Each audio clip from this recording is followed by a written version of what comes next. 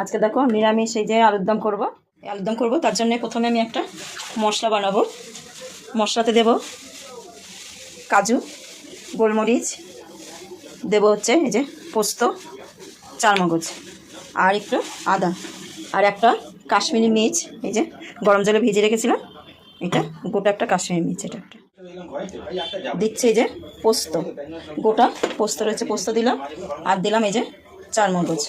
এটা দিয়ে একটু শুকনো আগে প্রথমে গুঁড়ো করে নেব, তারপর জল দিয়ে পেস্ট করব। এই দেখুন এইভাবে আমি এটাকে একটু গুঁড়ো পাউডার মতন করে নিলাম, রেখে খোসা ছাড়িয়ে নিয়েছি। দিয়ে কোচানো আদা, কাঁচা লঙ্কা, কাশ্মীরি মির্চটা, ঘি সেটা দিয়ে দিলাম, হালকা একটু ভেজে তুলে নেবেন। এই যে এলাচ, গোটা এলাচ সবুজ, আর লবঙ্গ আর দারচিনি ফোড়ন দিচ্ছি, শুকনো লঙ্কা দিয়ে দিলাম ফোড়ন। মশলাটা এবার আমি দিয়ে দেবো।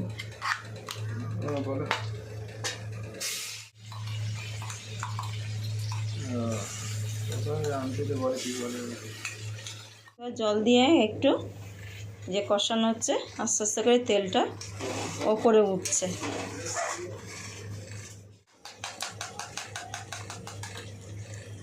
ভালো করে এটা তেল ছাড়লে তারপরে আমি টক দইটা দিয়ে আবার একটু ঘষে নিচ্ছি। কাসুরি মেথি এটা একটু এবার দিয়ে দেবো,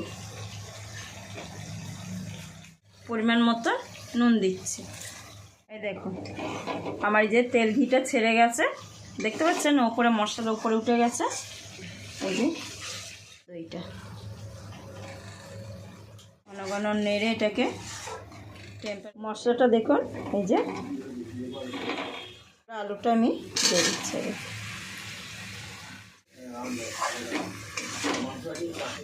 যে ক্যাপসিকামগুলো ওইগুলো দিয়ে দিলাম। আলুটা একটু জল টানবে, সেই হিসেবে একটু জল দেবো।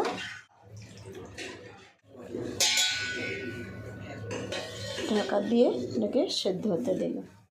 দেখুন এই যে আমার আলুটা ঝোলের সঙ্গে ফুটছে।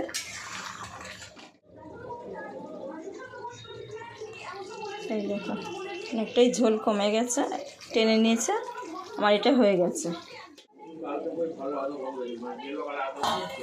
আমার এটা হয়ে গেছে।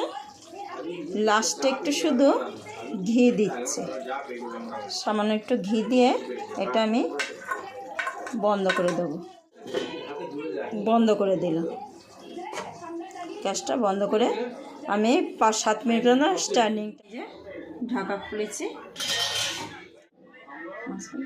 দেখুন আমার এই যে আলুর দমটা রেডি হয়ে গেল।